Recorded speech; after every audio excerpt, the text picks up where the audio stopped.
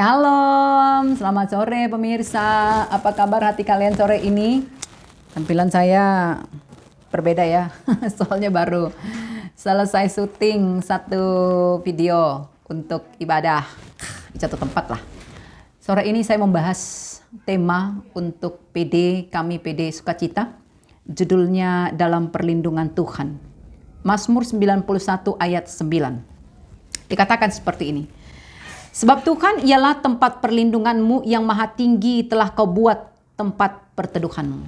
Saudara, dalam bukunya The Fisherman and His Friends, Louis Albert menceritakan tentang dua pelaut yang ditugaskan untuk mengawasi kapal-kapal yang berlayar jauh ke tengah laut. Sepanjang malam itu badai mengamuk sehingga ombak melemparkan satu dari kapal mereka ke laut. Pluk! Anehnya, pelaut yang tenggelam justru pelaut yang berada dalam ruangan kapal yang terlindung, sedangkan yang selamat adalah pelaut yang berada di ruang terbuka dan lebih dekat dengan laut. Apa sebabnya? Karena orang yang tenggelam itu tidak berpegangan pada apapun. Dia santuy, zona nyaman karena berada dalam ruang kapal yang terlindung. Sementara orang yang berada di luar kapal tadi itu memandang laut, dia berpegangan kepada sesuatu sehingga dia tidak tenggelam. Saudara, itulah gambaran sikap orang-orang ketika mengalami ujian dalam hidupnya. Ketika hidup berjalan dengan baik, mereka merasa tidak memerlukan bantuan. Namun ketika keadaan menjadi sulit, kakinya pun terpeleset sampai jatuh. Karena mereka menolak pertolongan Tuhan dan tidak mau berpegangan, mereka pun sangat mudah untuk tenggelam. Sebaliknya, orang-orang yang berpegang erat kepada Tuhan akan dapat melewati kesulitan, kemalangan, hal-hal buruk yang menimpanya. Kenapa? Karena mereka cenderung berpikir, saya tidak tahu apa yang akan saya lakukan tanpa Tuhan. Ya, itu berarti mereka tahu persis Tuhan itu, Bapa Surgawi itu selalu bersama mereka, menguatkan, menjaga, dan melindungi mereka. Kita semua sama-sama tahu dan menyadari bahwa Tuhan tak pernah janji langit selalu biru, tetapi Dia berjanji. Bagaimana pemirsa? Selalu menyertai. Tuhan tak pernah janji jalan selalu rata, tapi Dia berjanji berikan kekuatan. Maka mereka yang menyandarkan harapannya kepada Tuhan pasti akan memiliki seseorang yang senantiasa dapat diandalkan dalam setiap kondisi apapun dalam hidupnya. Bahkan mereka akan selalu berkata seperti perkataan pemazmur, Tuhan adalah tempat perlindunganku, yang maha tinggi adalah tempat perteduhanku. Saudara, Mazmur 91 ini adalah salah satu mazmur yang berisikan tentang janji perlindungan Tuhan bagi orang percaya. Keamanan, ketenangan, damai sejahtera, rasanya tidak berlebihan kalau saya mengatakan itu adalah dambaan semua orang di dunia ini. Namun, mari kita jujur, di mana tempat di dunia ini yang betul-betul aman, yang benar-benar bisa membuat kita terlindung dengan sempurna? Adakah? Adakah pemirsa? Sama sekali tidak ada. Bahkan seorang presiden sekalipun, orang nomor satu di negaranya sekalipun, pejabat tinggi negara atau artis yang punya kekayaan bahkan sampai triliunan sekalipun, ya, sehingga dengan harta mereka punya pengawal, mereka punya bodyguard, mereka bisa membayar satpam, bla bla bla bla bla bla bla bla bla, membuat pagar rumahnya dan pengaman alarm, bla bla bla segala macamnya. Itu pun tak bisa membuat mereka aman 100%. Kenapa? Karena semua itu punya keterbatasan. Itu sebabnya pemazmur berkata, jikalau bukan Tuhan yang mengawal kota, sia-sialah pengawal berjaga-jaga. Mazmur 127 ayat 1b. Artinya, satu-satunya pribadi yang bisa memberikan perlindungan yang sempurna sehingga kita bisa merasa aman, merasa tenang dan damai sejahtera hanyalah Tuhan. Tidak ada yang lain. Apa yang digambarkan Pemazmur di pasal 91 ini pemirsa adalah sebuah rasa aman, sebuah rasa damai, sebuah rasa tenang. Karena, tanda kutip, berserah. Catat, karena berserah. Oke? Berserah itu apa sih artinya? Apakah itu sama dengan pasrah? Kita coba cek ya dengan dua kasus ini. Kasus yang pertama, misalkan seperti ini. Ada seorang ibu yang ditemukan positif COVID-19. Tidak lama kemudian suaminya juga dinyatakan positif.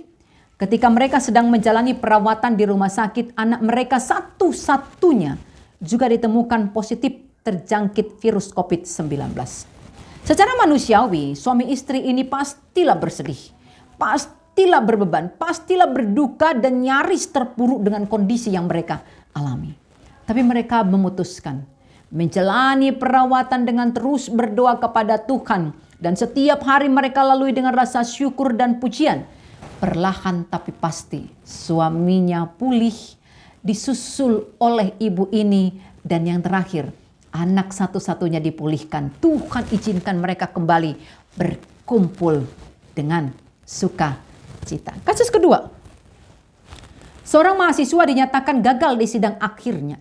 Padahal itu adalah sidang terakhir karena masa studinya telah habis. Hatinya sangat patah. Dia pulang ke tempat kosnya, dia ambil gunting, lalu dia memutuskan urat nadi di pergelangan tangannya. Nah, menurut pemirsa, mana dari kedua kasus ini yang masuk kategori pasrah? Mana? Kasus kedua. Betul, si mahasiswa itu. Sebab kasus pertama adalah kategori berserah. Pasrah dan berserah. Kedua kata ini memang seolah-olah sama pemirsa. Tapi sebenarnya sangat berbeda. Pasrah itu bisa kita artikan menyerah. Pasrah itu tidak berbuat apa-apa. Pasrah itu bahkan cenderung berpikir negatif dan menjadi pesimis. Pasrah itu kehilangan pengharapan. Sehingga muncullah seperti mahasiswa tadi. Niat untuk bunuh diri dan lain-lain. Pemirsa tahu? Siapa contoh di Alkitab tentang sikap pasrah ini? Yang pernah memiliki sikap pasrah ini siapa? Di Alkitab Perjanjian Lama? Nabi Elia. Yes.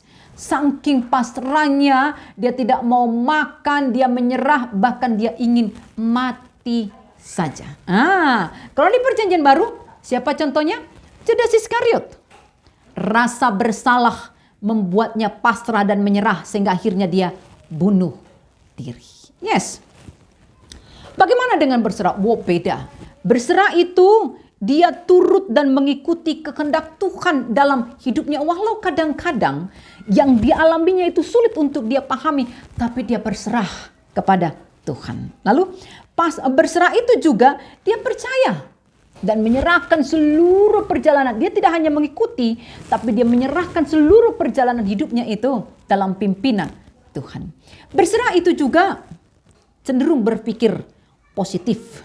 Menjadi orang yang optimis. Semustahil apapun dia terus berpikir, pasti bisa, pasti bisa. Ada kemungkinan.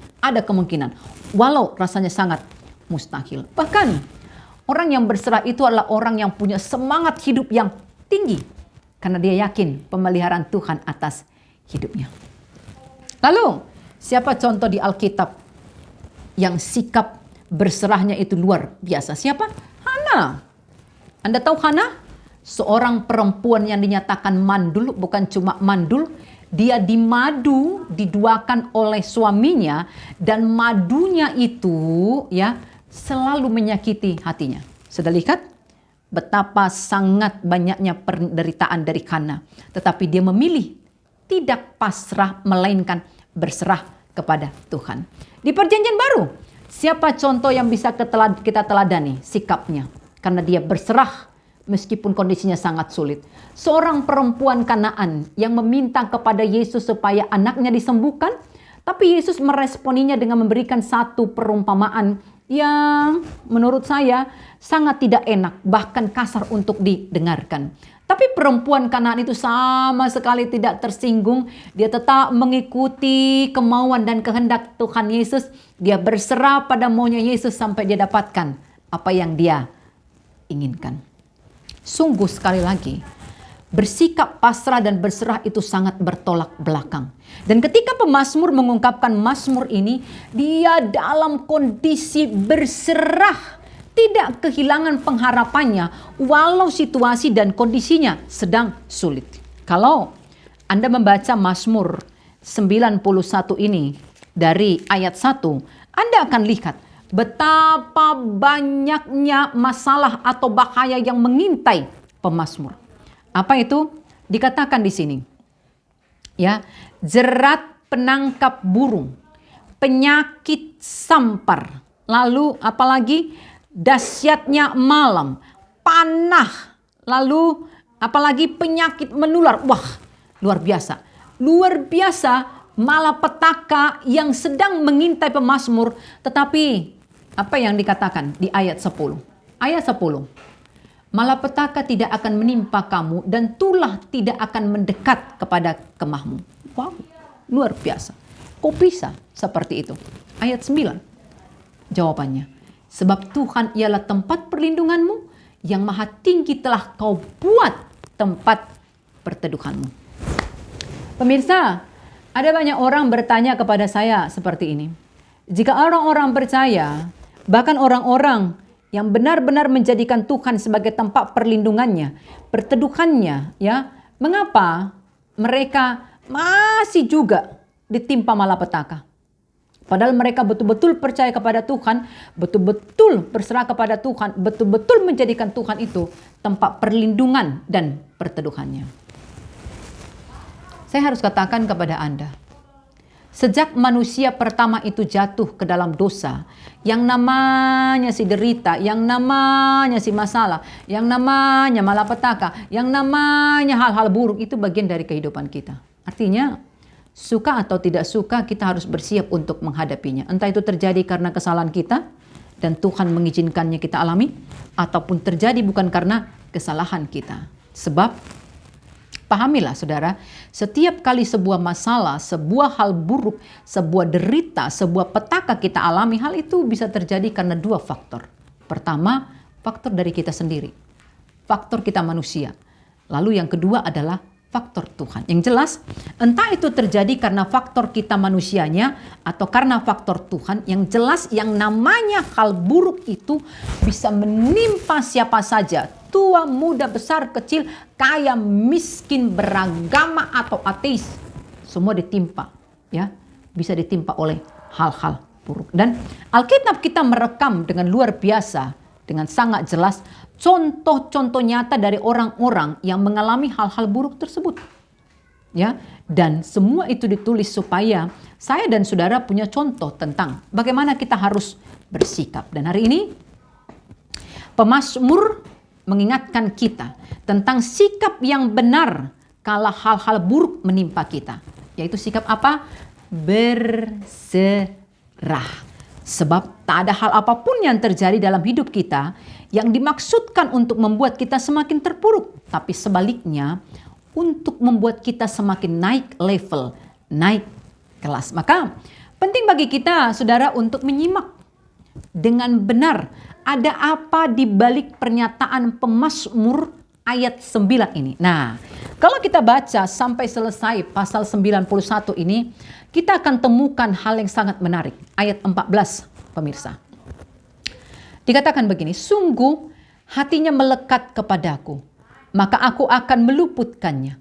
Aku akan membentenginya sebab ia mengenal namaku. Wow, ada dua hal yang penting di ayat ini, pemirsa. Apa itu? Yang pertama, hatinya melekat kepada Tuhan. Lalu yang kedua, ia mengenal nama Tuhan. Wow, saya jadi ingat nih, semboyan Immanuel. Pemirsa pernah mendengarnya? Apa artinya Immanuel? Tuhan beserta kita. Kita yang mana?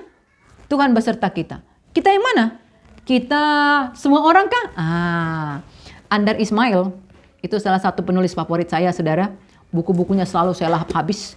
Dalam salah satu judul bukunya berjudul Selamat Natal, dia berkata, Immanuel, Tuhan menyertai kita.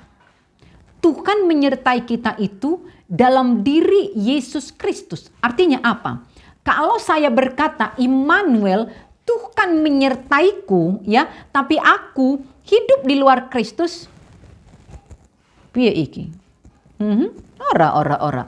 Immanuel, Tuhan besertaku, Tuhan beserta kita. Kita yang mana? Kita yang berjalan di dalam dan bersama dengan Yesus. Maka berserah dan mengandalkan Tuhan hanya dapat dilakukan oleh orang-orang yang benar-benar hatinya melekat kepada Tuhan dan mengenal siapa Tuhan yang diandalkan tersebut. Maka jangan buru-buru mengklaim penyertaan dan perlindungan Tuhan sementara hati kita sendiri tidak melekat kepada Tuhan. Hati kita melekat kepada dunia ini. Itu namanya mimpi. Penyerahan secara total kepada Tuhan itu baru benar-benar akan terjadi ketika kita memang memiliki keterhubungan dengan Tuhan. Dan di keterhubungan itu kita mengenal Dia, tak ada yang seperti Dia, sudah pasti kita akan aman dalam perlindungannya. Oke pemirsa, kita akhiri yuk dengan menyanyikan satu lagu. Judulnya Arti Kehadiranmu. Saya minum dulu ya. Kalau pemirsa tahu, kita boleh nyanyi bersama.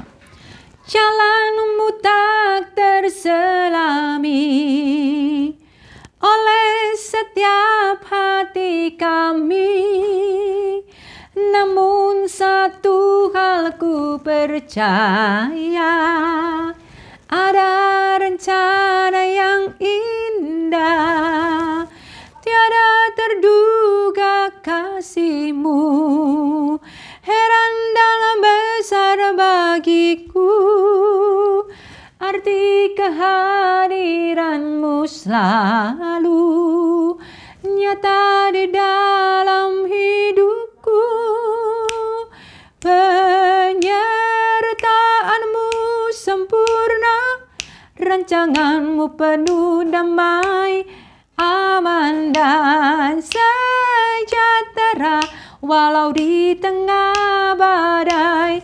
Ingin ku selalu bersama, rasakan keindahan arti kehadiran-Mu Tuhan. Salam sehat, tetap happy, Mekel Mahita, semangat dan ukhui.